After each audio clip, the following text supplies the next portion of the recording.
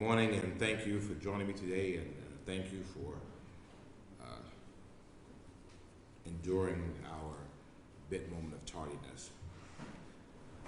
First of all, we are excited to have over 2,200 mayors and city council members of the Georgia Municipal Association in Savannah as we conclude our annual conference. It's always good for us to have colleagues from across the state in town as we learn with each other and learn from each other. We compare notes and best practices, develop our legislative agenda for the coming year, and install the members of the GMA Board of Directors. I'm honored to have been re-elected to the GMA Board of Directors, and that always ensures that Savannah is at the table in terms of critical state and municipal decisions. I'm also glad to be back in Savannah after spending a week in Germany as a part of the Strong Cities Countering Violent Extremism Together initiative sponsored by the U.S. Department of State, the U.S. Department of Homeland Security, the U.S. embassies in Berlin, and the U.S. consulates in Leipzig, I pronounce it wrong all the time, and Hamburg.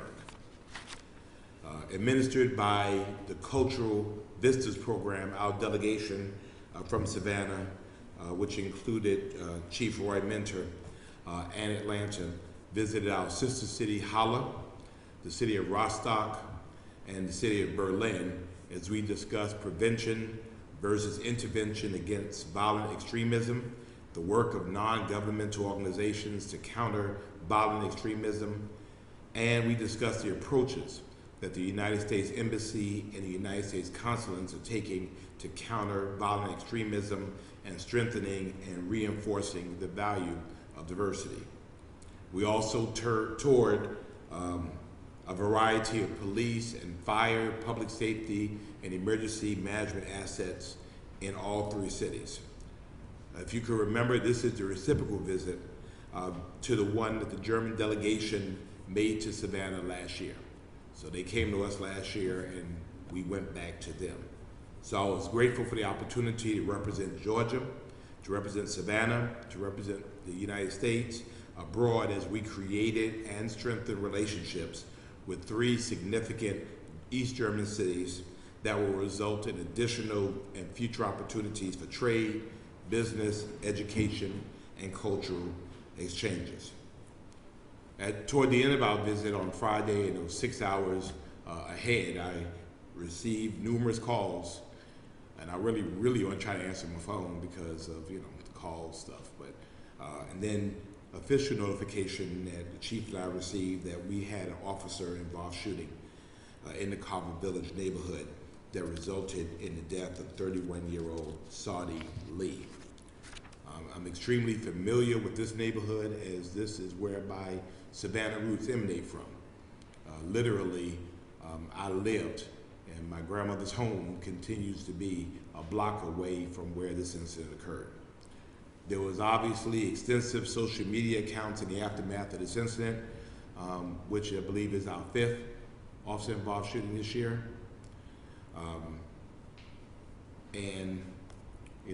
This is certainly a concerning and significant increase. We don't have these numbers of shootings. We might average 1 or so a year, but to have 5 in 6 months is absolutely concerning, particularly because another life is lost. Regardless of the circumstances, a member of our community is no longer here, and that's always concerning to me. It was understandable, certainly, why the Carver Village community and the city at large would be outraged and be concerned about why this happens again, because the chief and I are asking ourselves the same question. Again, this is happening again. And more importantly, what conditions existed at the time that would put a police officer in the situation where they believed that they had to use deadly force? Again. And so these are questions that we've been asking ourselves. We've been asking ourselves, as you know, from the beginning of the year. And as you remember, we committed that once we have the information from these shootings, we will be able then to look at them comprehensively and determine if there were trends or things, whether this is an anomaly or this is just some pattern here. But you can't do that until you kind of know the circumstances from all of them. So from Germany, I spoke with the parents of Mr. Lee, certainly expressed my condolences and expressed my commitment to them that we will determine as a community what happened. And the GBI, as you know, is responsible for doing that. And I also spoke to the police officer involved. Obviously a trying experience for him also. As you know, the Georgia Bureau of Investigation at our request has taken over this investigation to determine what the facts are. After this investigation, they'll turn this case over to the District Attorney of the Eastern Judicial Circuit, who will ultimately determine whether the officer acted appropriately and within the law. If the GBI and District Attorney determine that the officer acted appropriately, we will support that officer. So, but likewise, if they determine that the officer acted inappropriately and outside of the law, then we will hold that officer accountable for his actions. I think that is fair. I think that's reasonable. As I've spoken to everyone involved, I think that is appropriate. I've heard from people, hundreds of witnesses who did not see anything. Witnesses who did not see anything. But they're telling us what they heard. And so again, I don't know, I was not there. And the only individuals that were there wasn't no longer with us, and the police officer that was involved. And hopefully, as our officers have the body-worn camera footage, hopefully that will help to tell the story. So we'll let the GBI do that. So that will be my final comments on this. As you know, any updates from henceforth will come from the GBI and then from the District Attorney's Office. Within minutes of our arrival back in Savannah early Sunday morning, Chief, I think we got touchdown back in Savannah a little after 1 a.m. I received notification that there was a shooting in City Market with multiple injuries. So with luggage in hand, I went to City Market, where I encountered extremely large crowds in the area. I am thankful to the Savannah Police Department for an overwhelming police presence that immediately cleared several blocks of this expansive crime scene. I thank Chief Lenny Gunther and that command staff who were in charge at the time for their very professional handling of this situation that I was watching in real time. This response was made possible by a large number of officers already deployed, already working on and off duty at establishments and managing traffic on the weekends. So the Savannah Police Department already has opportunities and has plans in terms of ramping up our presence in those downtown areas. Hence why the police response was so quick and really so overwhelming. We will not be a city where folks cannot go downtown or go anywhere in our city for that matter and safely enjoy themselves. Unfortunately, there are situations in this that we cannot control. We cannot control that Georgia's gun laws allow guns to be everywhere. We cannot control that. We cannot control that when you have a situation of gunfire, everybody's pulling out guns. This handcuffs our law enforcement efforts, and it makes all of our public areas at any time a potential crime scene. And so that's concerning to our law enforcement community, that's certainly concerning to our council, and it's absolutely concerning to me. So we will be having some courageous conversations with our business and tourism partners to figure out how, in light of the laws that we have to operate under, how we can fix this. And to be honest, we cannot control the number of guns in our city, but we can control the hours and the activities of our nightlife downtown. And if I have to institute curfews to limit crowds to reduce the potential for shooting incidents, then I am willing to consider that.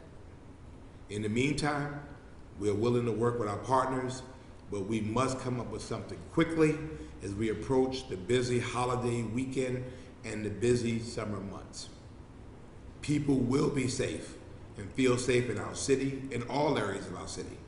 If that means clearing our downtown areas at midnight or earlier for that to occur, given the gun laws in our state, then everything in my mind is on the table as far as I'm concerned. We will be safe. And so we will have these conversations. We will engage as we do because we're partners in this. Our business and tourism partners are very important to us, and so we'll have those meetings and we'll kick some things around. But the bottom line, the City of Savannah's first goal, our first priority is public safety.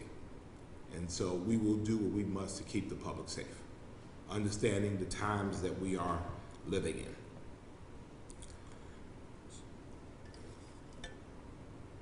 This past Thursday was our first City Council meeting of the summer. And I want to thank Mayor Pro Tem Dr. Stella Shabazz for leading our council workshop and meeting in my absence, and appreciate the council handling the city's business. Our workshop kicked off with an in-depth impact fee update and reviewing the draft methodology that will govern how the impact fee is implemented. As you know, impact fees are one-time fees charged to land developers to help defray the cost of expanding capital facilities to serve new growth. Now, there are good sides and there are bad sides to impact fees, and there is a process. And we want to make sure that we are deliberate in our process because development is a very delicate thing. And so we want to make sure that we use impact fees to complement what we have and not to destroy opportunities for investment in our community. So hence why you see a very methodical approach. Some might say slow, but for us, we want to get it right. And so thank the city manager for moving forward on this council priority, and I think that we are making good progress. Amongst the purchasing items approved by the council is a $476,900 contract with Environmental Products Group Incorporated for a sewer vacuum truck to help the Stormwater Management Division ensure effective drainage canals in the city, and we know that's very important to us.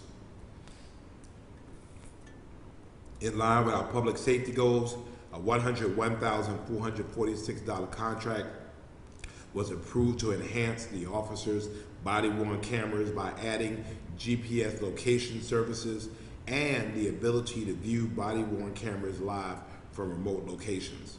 This service will only further enhance the public safety services by providing GPS tracking of officers.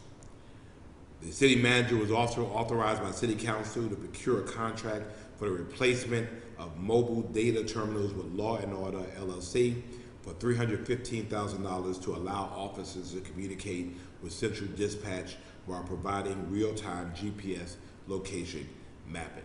I think it's important as we continue to talk about policing to use the opportunity to make sure that our officers have the most up-to-date technology available. And so we are doing that. Additionally, another major purchasing item approved by council was a contract for senior meals provided by Senior Citizens Incorporated at an amount up to $475,000. We know that Senior Citizens Incorporated is a valued partner in our community, and so meals will be provided through the adult daycare and golden age programs that the city offers. And we will serve about 399 to 400 meals every single day. For more information on our City Council meeting schedule and to view the workshop or regular meeting agendas, visit savannahga.gov. savannahga.gov. As many of you know, I represented District 1 in the Highlands area for, 16 years before there were actually people there. And as this area continues to grow quickly, I remain concerned about the traffic congestion in the area. And if you remember some years ago at the community's request, The city left state money for widening on the table in order to maintain a truck ban on Highlands Boulevard. As I told the community then, we had to figure out a way to fund this significant capital improvement. It will cost several million dollars, and it can't come from the general fund. So with that being said, and working with city manager, assistant city manager, I'm pleased to announce that the city is now moving forward with a budget adjustment in support of the development of plans and specifications for widening of the road network in the Highlands area. Specifically, the $2.5 million budget adjustment will support the design costs associated with the widening of both Highlands Boulevard and Benton Boulevard. So it's both. The design will include the widening of Benton Boulevard from Highlands Boulevard to Jimmy DeLoach, as well as the widening from Highlands Boulevard to Benton Boulevard to Jimmy DeLoach. It's anticipated that the budget adjustment will be put forth on the City Council's July 28th council agenda for consideration. And upon approval of this budget adjustment, city staff will develop an RFP for design work. We're estimating that the cost of the construction of the Benton Boulevard widening project is about $24.5 or so million. And this is will ultimately be proposed as a part of the countywide T-SPLOST proposal, which will likely be on the ballot in November if passed by all municipalities and the county. So we could not move forward until we found a path forward to fund it. We found a path forward to fund it. And so I'm happy this is going to happen. The City Council will consider our T-SPLOST proposal on July the 14th. In other news, the city's Office of Sustainability is now accepting applications for community members to be a part of the 100% Savannah working groups focused on plan implementation. The purpose of the working groups is to garner community feedback and generate new ideas to aid in the plan's successful implementation in various sectors throughout the city. The groups are innovation, policy and legal, grants and funding, and community engagement. The meetings will begin in July and will be scheduled quarterly from then. Achieving the city's 2035 renewable energy goals will require a wide variety of solutions that cuts across sectors and involve an array of stakeholders. Office of Sustainability staff are looking for community and neighborhood leaders and individuals interested in or with expertise in sustainability, renewable energy, law, finance, realty, and skilled trades. The diverse feedback will be instrumental in developing implementation strategies to reach various audiences.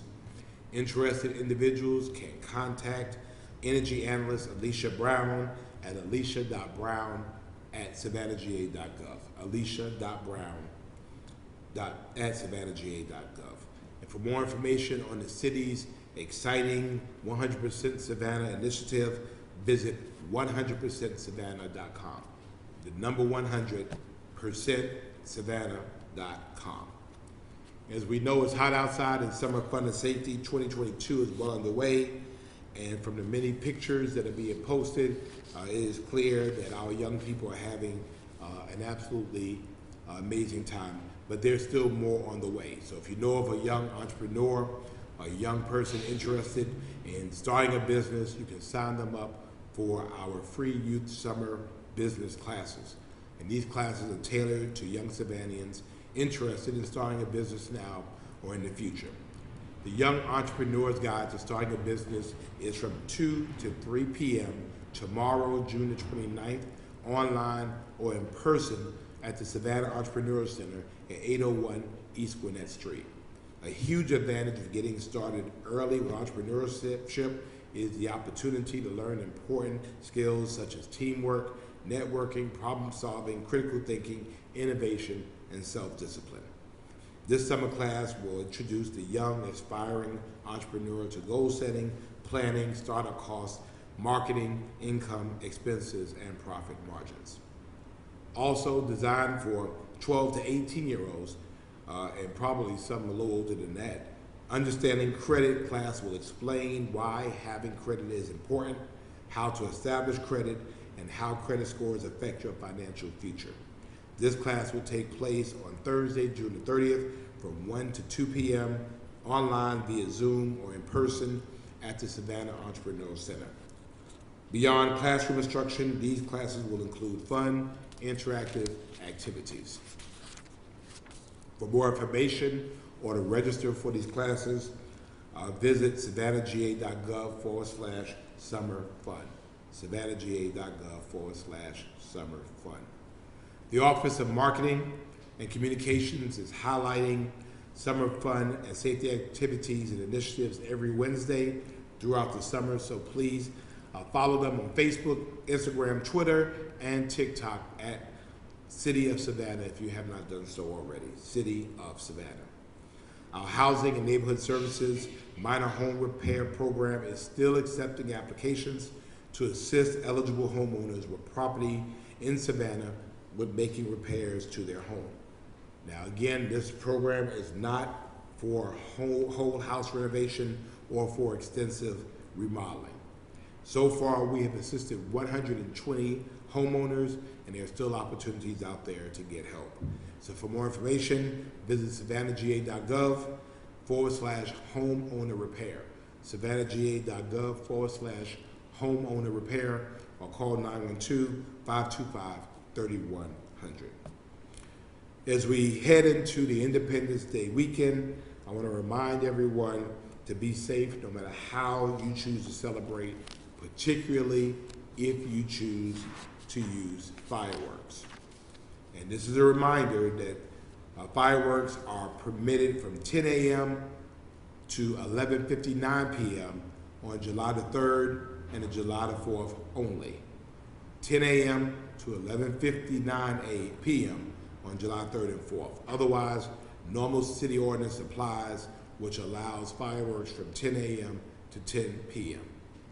The safest option is, of course, to attend a professional fireworks display, but if you choose to use your own fireworks, please follow all instructions and safety guidelines. And as you utilize fireworks in celebration this weekend, I ask that everyone considers how disruptive and stressful fireworks are to our neighbors, particularly to our seniors, babies, pets, and those who suffer from various trauma disorders. These acts of celebration for some are extremely traumatic to others, and I'm asking for our neighbors to be considerate as they celebrate. Finally, it is week 5 of the 2022 hurricane season, and please do not wait until a hurricane is at our front door in order to start the planning process. Tropical cyclones can bring heavy rains to Savannah, and homeowner policies do not cover flooding. So we're telling our folks to go ahead, get flood insurance now, because it takes about 30 days for flood insurance to go into effect. So visit floodsmart.gov for more information, floodsmart.gov. To receive updates and about potential hurricane impacts or current weather events from our partners of the Chatham Emergency Management Agency, text CEMA, C-E-M-A, to 77295. CEMA, C-E-M-A, to 77295. And as we continue through hurricane season, we'll continue to pray and we'll continue to share important reminders. So that ends my remarks. I know a lot to unpack today, about whether to answer any questions you may have. Morning, Mayor Johnson. How are you today? I'm hanging. How are you? Doing the same. Good. So I want to start with the potential for that downtown curfew that you talked about. What else would kind of need to happen for you to enforce something like that? And if you do enforce it, would it be just for City Market or all downtown businesses? That's what we have to talk about. The fact is, is that there are a lot of things in this scenario we don't control. Again, the city doesn't control guns everywhere, but it affects us. And again, that's something we've been talking with city leaders across our state, that you have the right to carry a gun, but I also have the right not to get shot. And so we know that our downtown areas are huge gathering places. Again, what struck me the most returning from Germany, going to City Market, was just the people, the sheer numbers of people that were there. And again, a lot of the clubs had not let out as of yet. And so it becomes an issue that whenever people hear gunshots, you have some that are running and you have some that are drawing. And so it creates another issue for us because you hear the gunshot, you really don't know where it's coming from. Some people carrying weapons are not trained, and it causes issues for us. So I'm willing to work. I think we should work. We should consider and talk to our partners. But at the end of the day, if we're going to be blamed for it, we're going to do what needs to be done. And so that means issuing a curfew. That means curtailing hours. Then that's what we're going to have to do. To me, it's not worth somebody's life. And I had the chance literally to talk to dozens of individuals that were in that area and witnessed what happened and the pandemonium that occurred. And the fact of the matter is that, we have to figure out a way to control that. And so, if we have to react what has been done to us by the state, then we're just going to have to do that. But it might be a little premature, but as far as I'm concerned, everything is on the table. And then with the upcoming 4th of July weekend, there'll be a lot of people in town, I'm sure. Is there any fear that something like what happened last weekend, like again, arise with large crowds? It's fear every day that something like that might happen. Again, for everyone walking, we don't know who's carrying. The law allows them to carry. We don't know what issues are going on. I just saw in Atlanta that someone was killed at a fast food restaurant over mayonnaise. Did y'all hear about that?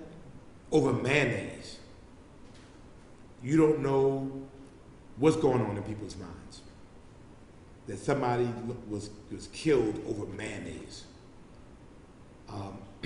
And so we don't know what type of scenario, be it downtown, be it a River Street, be it City Market, be it anywhere in our city that sets somebody off.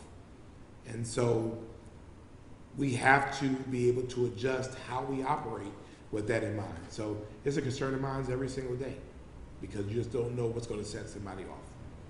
Any recommendations for people coming into town trying to avoid all of that mess, or any businesses just trying to stay as safe as possible? Well, I think that there's safe behaviors. There are things you can do to be safe. And so the reality is for us still that we have thousands of visitors to come into our city and they have the time of their lives and they go home and they're fine. Less than 0.5% are actually victimized from something. So the reality is that we're still safe, but the fact is the potential is always there. We had 2,200 city council members and mayors all throughout our city. And the fact is, I told them, this could be your city. At any moment, something jumps off. And so I think that people are safe. We still have a good presence downtown and throughout our city. We've been able to maintain that as we continue to build our workforce. But again, it's always a concern of ours. Thank you. Good morning. Hello, good morning. So we've had multiple shootings in City Market downtown throughout the year. I know you're looking at considering some of those things that could maybe slow that down. Why now? Well, because at some point you have to figure out if it's a one-off, or is there a pattern? And the fact is that also the law has changed. Again, constitutional carry is the law in Georgia. So we recognize that there are going to be more incidents where people are carrying guns. And so what might have been a fist fight in a bar or a club now becomes a gunfight in a bar or a club, which means that there are innocent people around just enjoying themselves. And so that's why now. I think that we recognize that more people are in our downtown areas, more people are across our city, and that we have to be able to manage that. which is why, again, we'll engage with our partners. We'll see what they think. But ultimately, the buck stops with us, so, we'll do what we think is ultimately appropriate. And not to focus on the things we can't control, right, with the gun laws, but you all have created the ONCE program and the gun buyback program. These shootings are still happening. What do you think is missing, or do you think anything is missing? Better decisions. Again, somebody got killed over mayonnaise. You have a gun, what becomes a disagreement. I think you have to focus on the things you don't control, because the things you don't control help to precipitate what is happening here. Again, an issue between two people regularly becomes a fight. It becomes an argument. You introduce a gun, it becomes a violent gun incident, a violent incident of oftentimes deadly violence. So I think you have to keep in context the things that you don't control. Obviously, it's much easier for us to control if our officers are reasonably certain that most of the people in a particular arena of space don't have weapons. Now you have to assume that everybody has weapons. And so that's a major consideration of ours. And again, it's something that all of Georgia's 537 cities have to live with. And we recognize that larger areas and like Savannah, where people come, that's even heightened awareness, that we just don't know who. And how do you address that? So again, it's a concern of ours. We expressed that when the constitutional carry was on the menu to be signed into law, and that's still our concern. And then going back to Friday, with the officer involved shooting, the residents of Carter Village talking to a lot of them, and they said, and you being raised in that area, they said that patrolling in that area is, the community aspect is lacking. Have you heard those same concerns? Have you all looked into the community aspect of patrolling in that specific area? I have not. Matter of fact, I go to those meetings regularly. Last meetings I go to, last couple I've gone to, the police officers were there. As a matter of fact, the last one I've been to, the police officer in question was there. And the opportunity of that is for the police captain, the police sergeants, the patrol officers to interact directly with the community. I'm hearing now about concerns. I'd never heard those concerns before. The officers, our community tells the police, and I've heard them say, they want more aggressive patrolling in those areas. They express concerns about areas in question. I've heard concerns about that location where people have loitered. I've heard that throughout the years. I've known that that people hang out there, and I've heard residents express concerns about that. So now we're hearing about all of this, but we're hearing about it after the fact. Again, I regularly attend these meetings. I've never heard that, and so now people are saying those things. So we're reviewing our records, but I'm not. And again, it'd be different if I wasn't at those meetings, but I'm at the meetings and I'm seeing the interaction between the community and our police, and I would describe it as being mutually beneficial. I see them communicating well. I see citizens giving the officers areas of concern at every meeting, and I see officers committing to follow up on those concerns. So now I'm hearing what you're hearing, and reading some of that on social media. But again, complaining in your area and not complaining to someone who will do something about it, is really a moot point. We have a community service officer out there who's outstanding. We have a captain out there who is absolutely amazing. And then you have city council members, myself, who regularly attend these meetings as well. Good morning, Mayor Johnson. Good morning. With WJCL. I talked with Governor Kemp this weekend, and there's an interesting quote here. In terms of constitutional carry, you talked about the new gun laws here in Georgia. Governor Kemp said, quote, the other side is calling it criminal carry. Well, I've got news for them. The criminals are already carrying. They're already shooting up our neighborhoods, and law-abiding citizens are fed up with that. I'm curious, what's your response? I don't have a response. So we're just going to be the Wild Wild West. That's the issue. The issue is when somebody shoots, maybe the governor should be in City Market. without his security and see how that feels. No one is saying that we should not have, people should not have the ability to carry guns. We can protect the Second Amendment and protect second graders at the same time. We can do that. But the fact of the matter is that when gunshots go off, you see people drawing guns. And when they're drawing guns, law enforcement are placed in an extremely bad position because now you can't determine who is shooting. You also have individuals who are not trained, shoot out of panic, and you have bullets fly, and someone's child gets hit who just happened to be downtown enjoying themselves. This is happening in Savannah, it's happening across the state of Georgia, and in my mind, it's absolutely irresponsible. Guns are now everywhere, and we're concerned about why guns are showing up everywhere. Whose child has to get killed before we recognize that we have to do something different? And so I think that's irresponsible. Kind of staying on that topic, you talk about working with bars and restaurants and places like City Market, really all of Savannah, and I know y'all are still exploring solutions, but I'm curious, what are some of those that y'all started talking about? Metal detectors, those sorts of things? No, because the fact is, metal detectors, again, you can carry a gun. By state law, you can carry a gun. And so again, I don't want to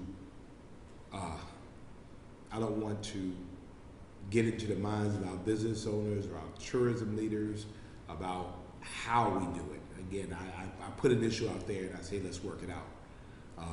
At the end of the day, we have a way to help work it out. And so I don't know what that looks like.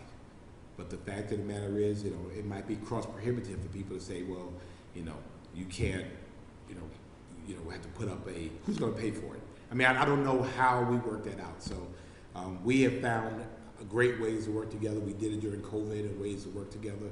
We'll find ways to work this out. And like I said, it might need to be for the summer months of really finding ways to curtail some of the activity in that area to at least create a more balanced situation.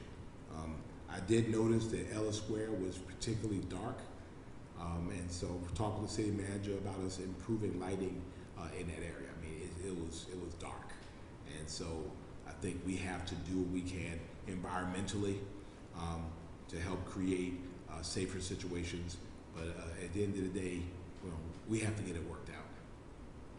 And as July 4th holiday is coming up, I'm sure there are already going to be more police officers, on duty during the holiday weekend. But because of the recent shootings, are there going to be even more? Are there more plans that you're going an extra step further this holiday weekend? No, I think that our police and emergency management professionals, we do big parties all the time. So there's a plan in place. It's a plan that works. Now we have a new wrinkle of this constitutional carry in here, so they'll make adjustments. We won't panic. We'll work the plans that we have and do what we can to make sure that we create opportunities to make sure that people are safe. Thank you. Morning, sir. Hey, sir. Just a couple of questions for clarification. On the T-SPLOST, was the money that had been identified, or I think you mentioned some state funds as well? Is that what's going into the design phase costs? No, well, initially, a couple of years ago, if you remember, it was two opportunities. The first time was that the state offered to give us matching monies to extend the road, but they wanted us to lift the truck ban. And at the time, I was the alderman, and the community did not want that truck ban lifted. So therefore, we told the state to keep their money. As a result, the problem grew. And so, we could have solved this some time ago, but the community did not want the truck ban. I think the city was responsive in telling the state, well, we don't want to lift the truck ban. After that, it was placed on this SPLOST referendum initially. I remember I placed it on there, and then, of course, the previous council removed it from that referendum, so it wasn't funded there either. Here, it was an opportunity. We had to find a way to identify the funds. So the T-Splosh will be an opportunity to be able to pay for it. You have to figure out how do you pay for it. We have streets out there, but how do you pay for the enhancements to that roadway? And so, again, the longer we wait, we recognize that the price goes up. We need to get started on the work, but I did not want to start the work without having a foreseeable plan to complete the work. We're now in that trajectory, and I thank the city manager again and Heath Lloyd and those for getting us to vectoring us to that position. And so now we're ready to roll. So if the T-Splosh referendum ends up a ballot in November but doesn't pass, then we'll figure something else out. On 4th of July, there aren't any city sanctioned or sponsored fireworks displays, right? I do not know. Are we having fireworks? I know what they are. Well, I mean, usually, you know, they occur. I mean, the city doesn't, but Waterfront Association. right. Are they doing it? Sponsored by the Waterfront. Are they doing it? It's been permitted. They've been permitted? Yes, there are some official fireworks displays permitted by the fire marshal. Okay. So the city manager's indicated that there are events, because professional firework displays have to be permitted. So that he's indicated that they are been permitted, so we'll have some. Gotcha. And any street closures, anything like that, that'll be associated with the display? We'll announce those later on in the week. I think, 4th of July is on Monday, so yeah, we'll announce them later on in the week. I think hopefully by tomorrow we'll have that out. Gotcha. And last thing for me, getting back to the possibility of a curfew or that being considered in certain areas of the city, would that be for everyone or of a certain age group? Well, I think you have to just, I think the fact is everybody's shooting. So I think you have to clear the area, lessen the incidences of people. You would think sometimes it's younger folks, then turn around, it's older folks. I don't want to put fear into people, but I want to emphasize how important this is and how limited the city is. I mean, people, what are you going to do about it? What are you going to do? What are you going to do about it? Well, what do you expect us to do? We had an overwhelming police presence in City Market, and it still happened. We responded within a minute. It still happened. The mayor was on scene within 30 minutes of it happening. It still happened. So we can only focus on the things that we do control. We control street closures, we control alcohol licenses, we control curfews. And so, aside from our leaders and friends, partners getting together and working something else out, if that's the card that we have to play to keep people safe, then that's the card we're gonna have to play. And it hurts everybody. It hurts everybody. But then they need to talk to those who felt that it was appropriate to say that we should have guns everywhere, because it puts everybody in danger. And so I would rather someone not have as much fun and remain alive than for Savannah to be the site of the latest mass shooting opportunity. We know that alcohol and guns don't mix. However, we know if people are downtown, more than likely they are drinking. And if they are armed and drinking, that is a disaster waiting to happen. And so, is to the point earlier, that's my fear every day. City managers, police chiefs, every day, that we don't wait till Friday to be worried. We're worried on Monday nights, on Tuesday nights, or Wednesday, Thursday. We're worried on Sunday nights. Here it was. This was, late Saturday night, Sunday morning. That we don't know where people are coming from everywhere. We don't know what beefs they're bringing. Somebody stepped on my sneakers. Somebody tried to talk to my girl. Somebody shorted me a drink. Somebody spilled their drink on me. I mean, it could be anything. And within a second now, we have a deadly incident. And I heard from some of our city council members that were in town, that were in City Market. And they're like walking around, having a good time, enjoying themselves. Pop, pop, pop. And next thing you know, it's like, oh, shoot, we're in the middle of an incident. And so, again, we're going to do, the city of Savannah is going to do all that it can do with the hand that we're dealt. And as far as I'm concerned, we're dealt a really funky hand. We're dealt a really funky hand. No consideration about being sober, no consideration about being less than safe, no consideration about mental illness, no consideration about a history of violent behavior, no opportunity for our police officers to be able to legally engage someone about a gun or the legality of a gun. It's a recipe for disaster across the state of Georgia. And you know, we're just not going to sit around and just allow it to happen. If it happens, it'll happen because the city of Savannah did everything that we could do to stop it, to the highest of our ability. And then the good Lord has taken care of the rest. Thank you. Yes, ma'am. And so I know everything's pretty fresh, right, with the shooting, and then you all maybe looking for solutions. Do you have maybe a timeline, or when you want to actually start that conversation,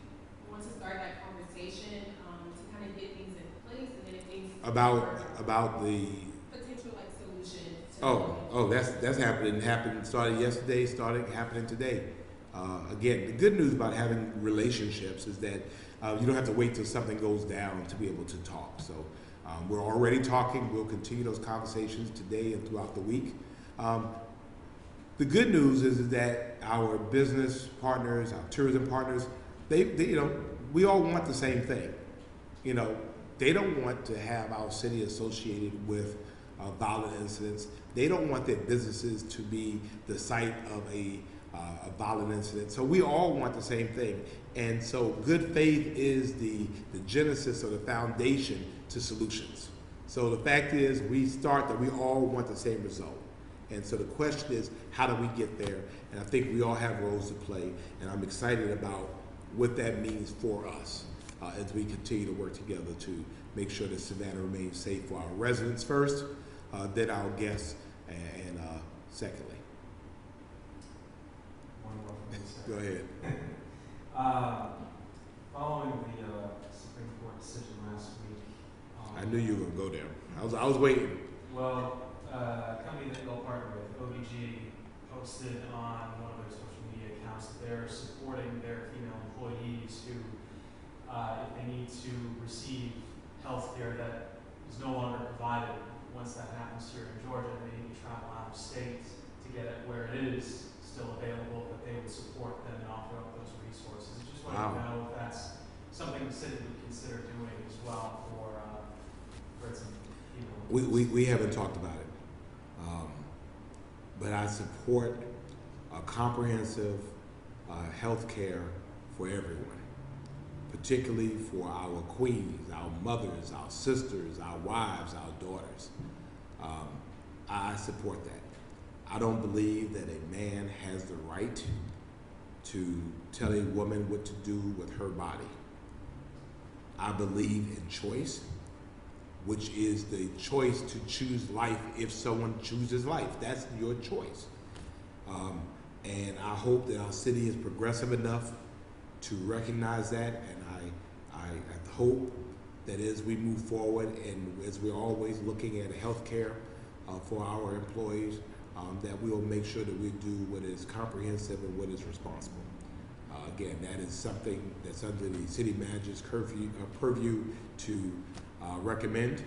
And so again, this is still very, very fresh, but I commend OVG for being righteous. I mean, at the end of the day, if people cannot receive health care by qualified health professionals, then they'll figure out ways to do it themselves, and that's unhealthy.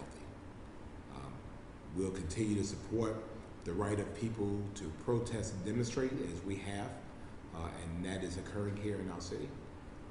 And you know, people have to make their wishes known at the ballot box. Ultimately, that is where the die is cast. And so we're in the middle of a election season, and I trust that people will make their voices heard. Thanks. Thank you. Anything else? All right. Thank you all. Make it a safe week and certainly a safe holiday weekend.